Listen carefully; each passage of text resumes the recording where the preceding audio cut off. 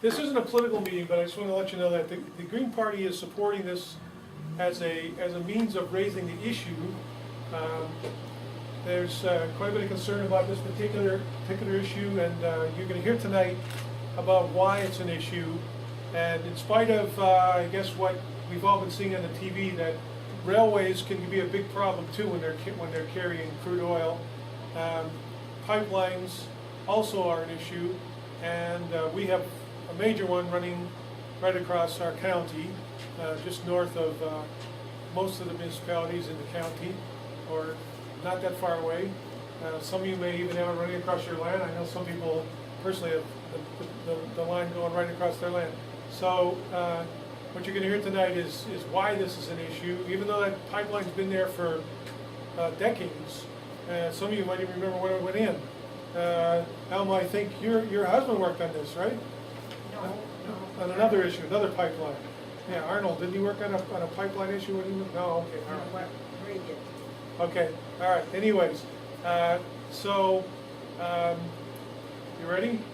Okay, Heather's going to come up. She's going to introduce herself and the issue, and Sabrina Bowman, Heather Ray. They're both from Environmental Defense. Environmental Defense is really being a leader in this particular issue, and they're both going to speak to us tonight.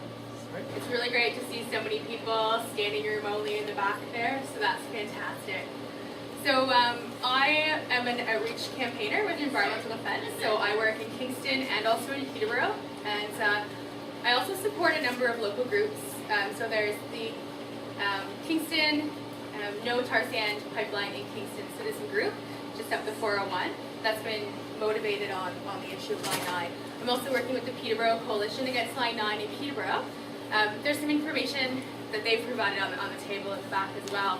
So Peterborough Coalition Against Line 9 is doing a lot of their own canvassing, a lot of canvasser trainers. So they really are motivated to support any action that might be happening in Cobourg. So there is a mailing list going around as well. So if anyone wants to sort of stay communicated with each other, email around each other, all your emails will be kept secure, and then the conversation can continue past tonight, and hopefully many more conversations to come. And if whatever group forms, whatever conversation forms, if any of them need support, please feel free to contact the Peterborough Coalition Against Line 9 or Environmental Defense as well. I always find it surprising when people clap before I've actually said anything, but I appreciate it. So as Heather said, I'm with Environmental Defense. We're a national charity. Can everyone hear me? I'm loud, but if you need to be louder, just wave your hands. We're a national charity. We work on environmental issues related to health, and I particularly work on Line 9 and the sort of tar sands file. So tonight I'm here to talk to you about Line 9, and I really want to thank you for coming out. This is an amazing packed room, and the people at Go Green Together have done an incredible job at getting the word out. So thank you to you guys. As Heather mentioned, I'm going to give a brief overview. This is a pretty complicated issue, and people have a lot of opinions on it, so I really want to leave a lot of time for discussion and questions and answers, and I also want to encourage people in the audience to contribute their own thoughts and their own expertise. I work on this issue, but I'm by no means a full expert, so I would love to hear other people, and their opinions as well. So who here has heard of Line 9? Obviously you're here, you've heard it through this, but outside of that, okay, that's great. That's a lot more than in the past. So for those of you who don't know, Line 9 is an existing pipeline. It's 39 years old. It runs from Montreal to Sarnia. And it initially, or really for its entire history, has only carried light and medium crude, which is a higher grade of oil that is considered, to be kind of best. The proposal on the table for Line 9 is to send heavy oil through it, called heavy crude, and in this category, this includes tar sands of oil. And this is the area that we're really concerned about, and I'll talk a little more about why.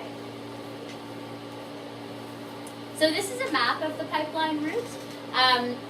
The first phase of this pipeline project proposal was just to reverse the direction between Westover and Sarnia. Westover is near Hamilton, as you probably know, and to go in that direction from Westover to Sarnia. Initially, Enbridge, who's the owner of the pipeline, said we're not actually, we're not going to change what goes through. We just want to change the direction.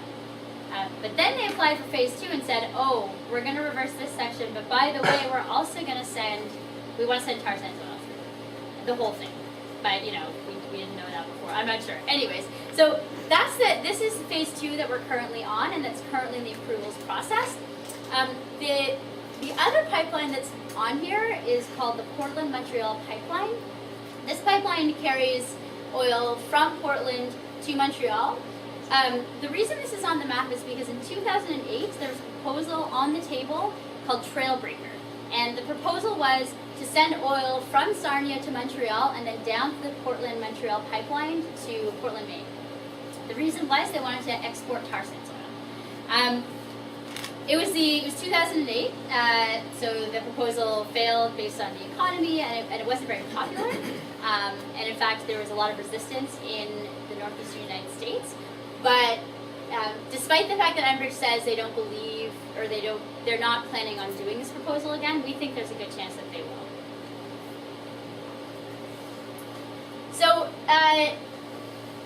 besides the immediate threats in the pipeline itself, which I'll talk about a little later, there's a big issue here too, which is tar sands and climate change, as I'm sure most of you are familiar with. The tar sands has been the biggest industrial projects on Earth, and it's contributing significantly to Canada's climate impact. So by sort of pushing forward tar sands, I think that we're really negating our responsibility as global citizens to the rest of the world. The tar sands is slated to expand 3 times the size it is right now. And one of the problems is that there's actually nowhere to send the oil.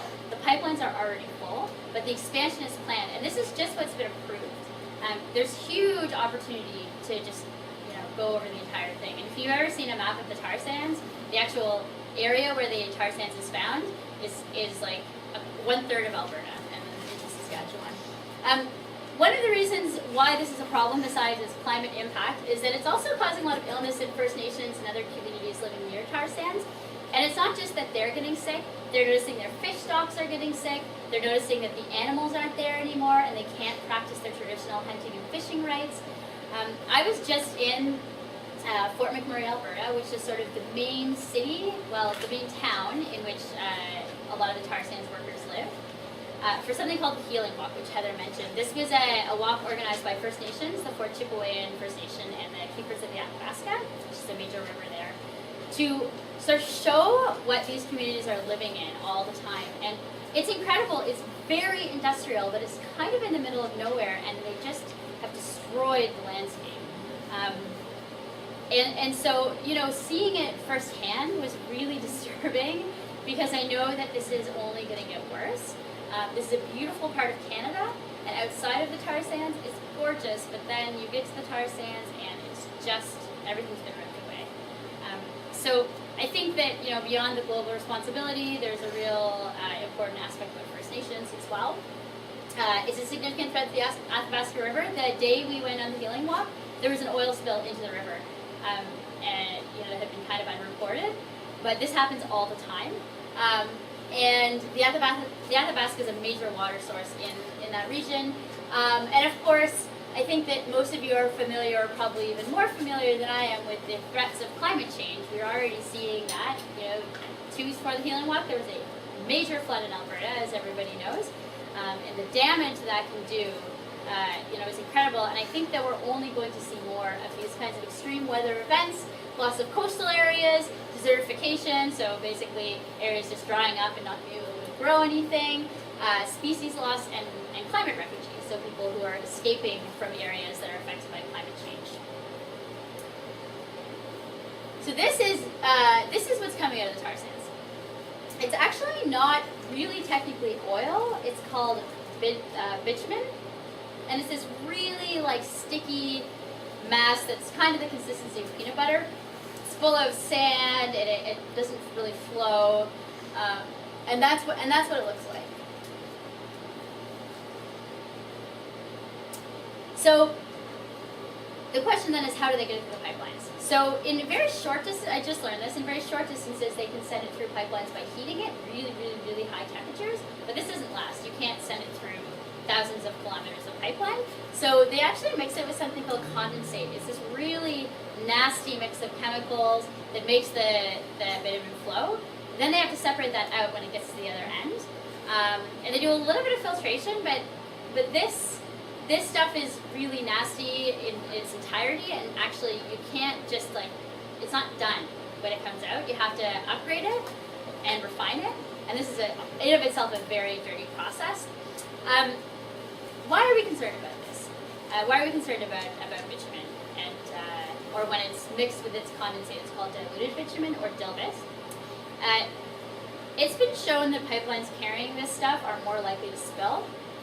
And the things that are pretty scary about it is they're more dangerous to human health when they do spill, and they're harder to clean up. So what happens is when this bitumen, this diluted bitumen hits the water, the condensate that's mixed with it evaporates into this sort of toxic cloud. And then the bitumen, some of it floats, but a lot of it actually sinks. It's more likely to sink than regular oil, so it goes right through the water table and can hit the bottom. That's why when they have bitumen spills, they have to dredge the bottom of the river. So you're basically ripping everything off the bottom of your waterway, because you can't, it doesn't just sit on the top. Normally you'd use a boom and a skimmer to clean up an oil spill. You can't do that with this stuff. It's just too pervasive and it sinks right through. The condensate also is really, really nasty. It makes people very sick. And I'll talk a little more about this later, but it can cause, immediate illnesses and, respiratory issues, and it's really toxic, causes rashes. In the long term, it's got some nasty stuff like benzene in it, which is a known carcinogen, so long-term exposure, is pretty bad. So this is sort of one of the other reasons why we're so concerned about this proposal. Enbridge has never said that bitumen is different from regular oil. So when they're sending it through, all of their cleanup plans do not account for the fact that bitumen spills differently. And they say that it doesn't, but we know that it does, and they should know too, because they had their own spill with bitumen, and it did things that they didn't know it was going to do. And so this is a very worrisome thing if there's a very significant threat and they're not addressing it in their safety or cleanup plans. So this is a good example of why this could be a threat to your community. Tar sands oil, as I said, spills more frequently. Here's some recent spills that happened in Mayflower, Arkansas. I think probably a lot of you heard about this. This was a spill in kind of a suburb, and I thought this was a good picture because basically the pipeline was an old pipeline. It had been reversed and had tar sands oil sent through it, so same situation as Line 9. And it spilled, and it actually spilled after they had reinforced it with spill-proof technology in 2009. It didn't stop it from happening. And this is a quiet community, a lot like Cobourg, and suddenly people just noticed black liquid bubbling up on their suburban street. People got really sick. The cleanup was it was kind of messy, and I don't think it's finished yet. And we don't really know what the long-term consequences of that are. Near Elk Point, Alberta, an Enbridge Athabasca pipeline spilled into a pretty beautiful, pristine area. And then another spill happened in Little Buffalo. This was not a good month for the tar sands when this happened. These all happened within a series of about 3 weeks. 3 major spills. But this isn't unusual for this to happen. As I said, the day we went to the tar sands, there was a spill in Athabasca. So there's been a lot of calls for pipeline review, but the reality is that we're not in a place yet where it's really that safe. And just those 3 spills happening all at once were kind of a wake-up call in some ways, but I think that it's going to probably keep happening. So this is has anyone here heard about the Kalamazoo River spill? Yeah, hands up, yeah. Okay, great. So a few of you. So in 2010, in July, actually we're coming up on the 3rd anniversary of this spill in the Kalamazoo River in Marshall, Michigan. So actually it was in a creek called Talmadge Creek. There was a spill. And this was a massive spill. The pipeline ruptured and sent millions of liters of tar sands oil into this creek, which eventually went into the Kalamazoo River, a major source of water for the community.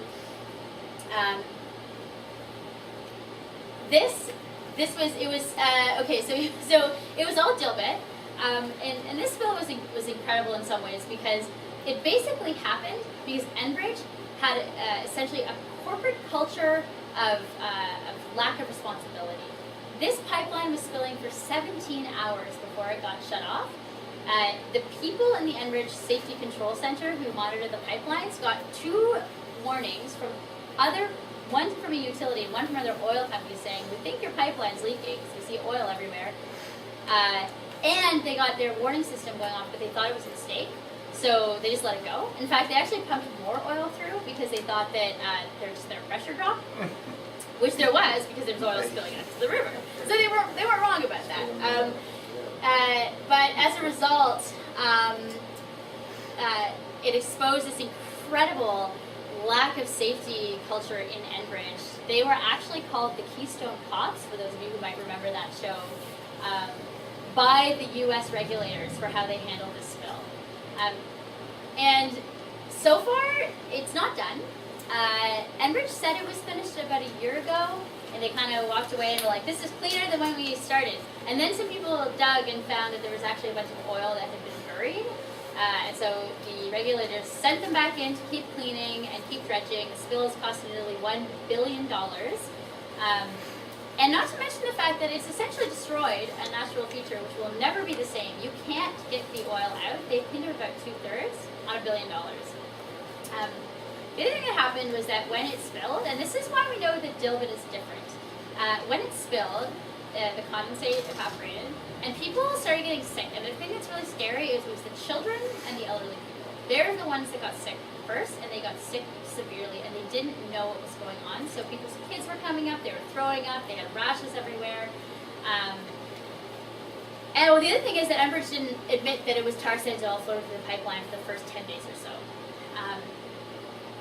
And so all of this happened, people were getting sick, they didn't know what was going on, they were scared. What eventually ended up happening is that Enbridge had to buy about 100 homes, people had to move out of the community. The community was economically devastated from this spill. People are still recovering, and it's still in some places too toxic to really spend any time in. So it was totally devastating. Small community, close-knit, and now, essentially altered for a very long time. So this is sort of this is what I was saying before, that the staff heard about the warnings and they just ignored it. And this spill could have been a lot less devastating if they had proper procedures in place to shut everything off, but they just ignored it completely. Now, the thing that's happening across Canada is that pipeline manufacturers and tar sands companies are realizing that they have all this oil and they don't have anywhere to send it because they don't have an ability to do so. So they're looking for opportunities, which is why all these pipelines are being reversed, and they're trying to build new pipelines. So this is a really good example. Northern Gateway Pipeline is an Enbridge pipeline. It was proposed by Enbridge to build from the tar sands through BC to Kitimat. And then it was tankers were going to take the oil and run it through the channel, for overseas export. What I think Enbridge didn't count on is the massive amount of public protest to this, because this was going to go. These tankers were going to go through one of the roughest sections of coast in the world, and a spill could devastate an entire economy based on the Great Bear Rainforest. So there's a massive movement against this. First Nations, local governments. Local people all over the province of BC. And thousands of people protested. So these are some of the pictures of people saying no. There was, I think, one day where they had 22 different towns, villages, cities standing up and saying, we don't want this pipeline, there's way too many risks. They had 4,000 people apply to speak at the hearing. I think a couple thousand people did speak at the hearing to the panel that was set up to look at this proposal. All against it. I think there were 3 people who spoke in favor, and Enbridge, of course. And as a result of this, in May, the premier, the newly elected premier, said, we don't think that we don't want this pipeline. It's not safe for our community and we don't want it. There's a massive public pressure that went against this. Now, it's still in the process of being going through the approval process, so we don't know what's going to happen, but that was a really strong statement by the BC Premier, and it's their land that's threatened, ultimately. So that's a pretty strong statement. The people of BC overwhelmingly don't want the pipeline.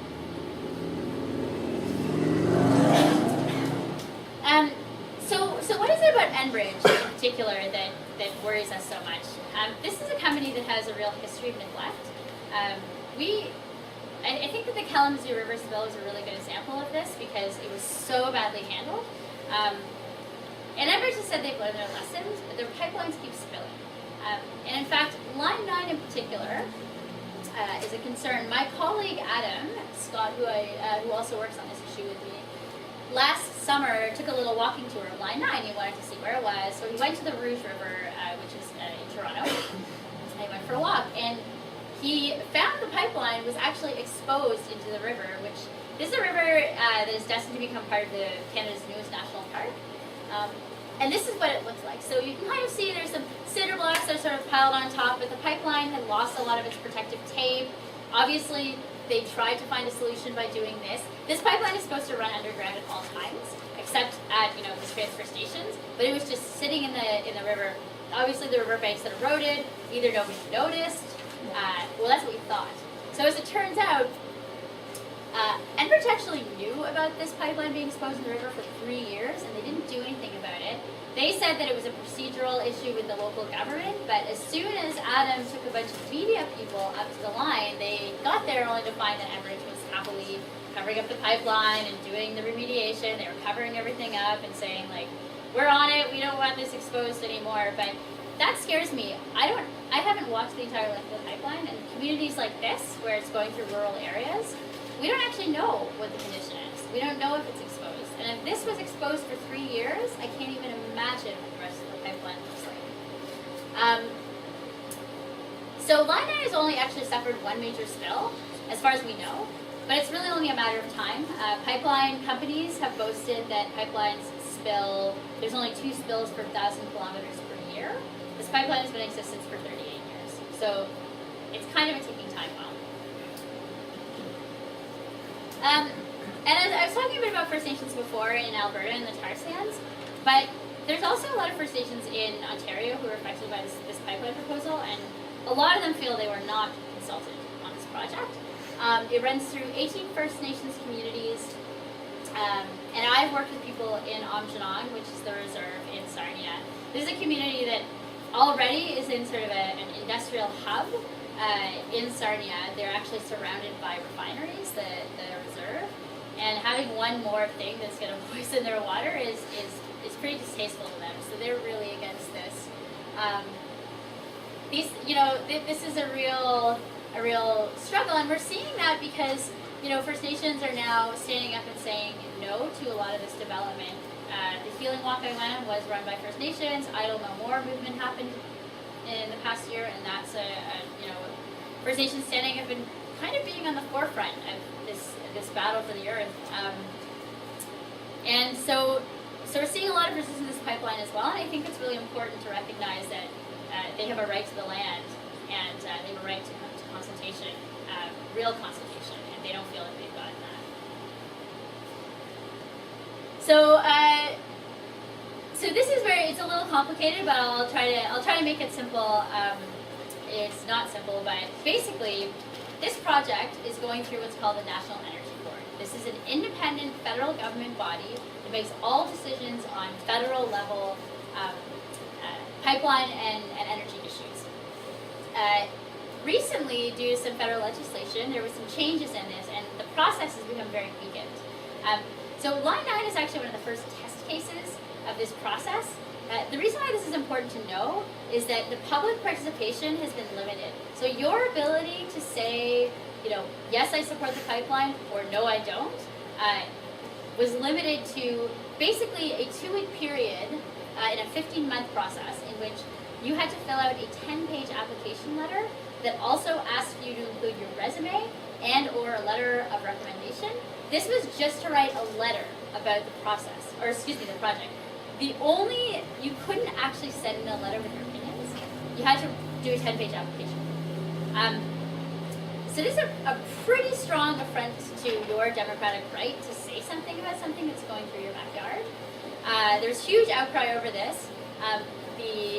The NEB ended up approving almost everybody, although I think that they didn't really have a choice. But now the 2 weeks is up. So if you tonight after this meeting say, I want to talk to the National Energy Board about this, unless you have somebody who's already been approved, you actually can't. You're not allowed to send in a letter.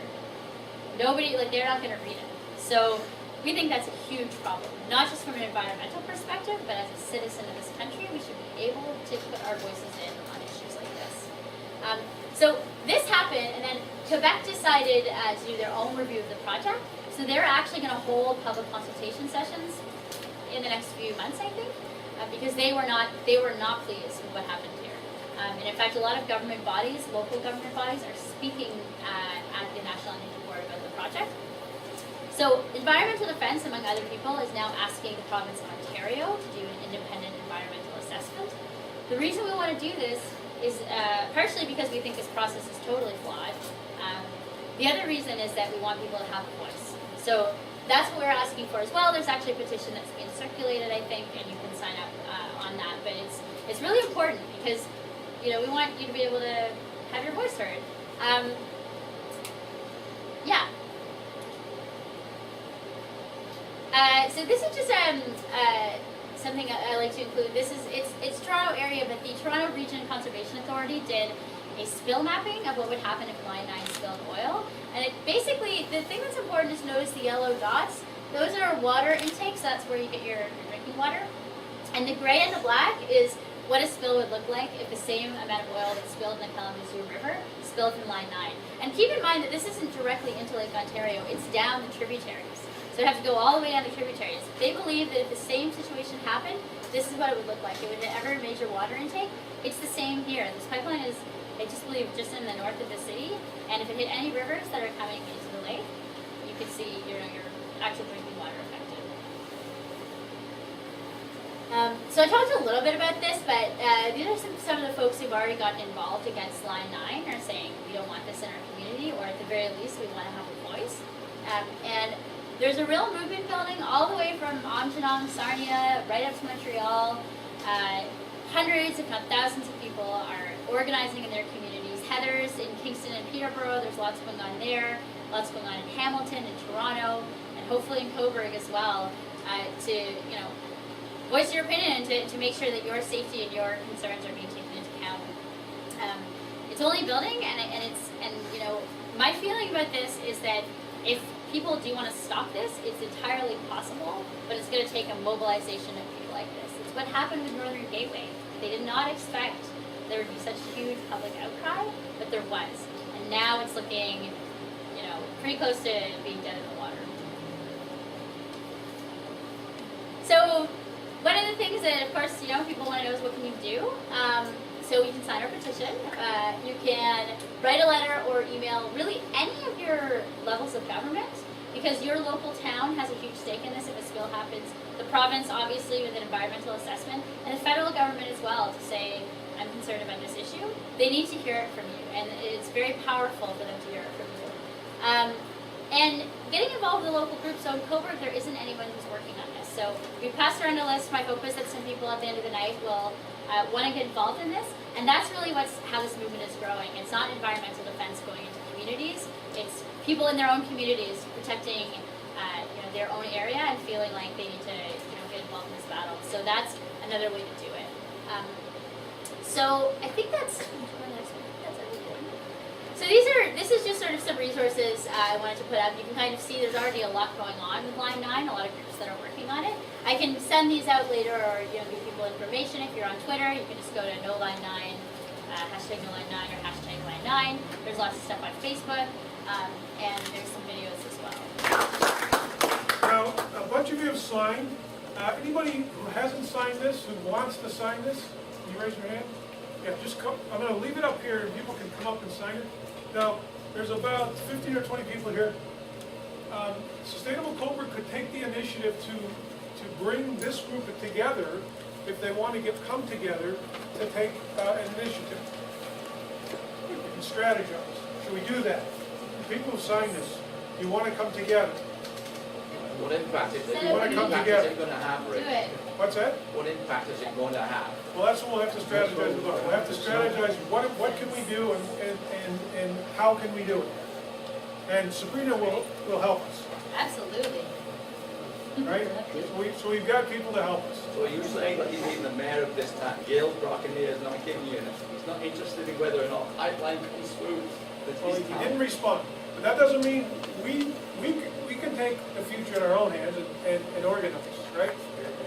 All right, well, so Sustainable Cobourg, we'll call the first meeting, we'll send out an email to everybody on this list, and we can get together and talk about what to do. Well, we can be able to get a